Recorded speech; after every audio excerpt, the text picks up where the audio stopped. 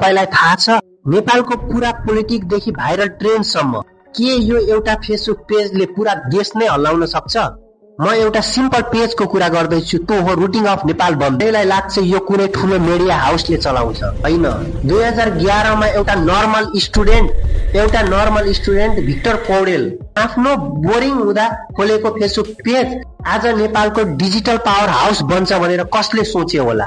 न कुनै ठुलो स्टुडियो, न कुनै ठुलो मान्छे, एउटा सिम्पल पोस्ट, तर त्यसको इम्प्याक्ट यो कस्तो।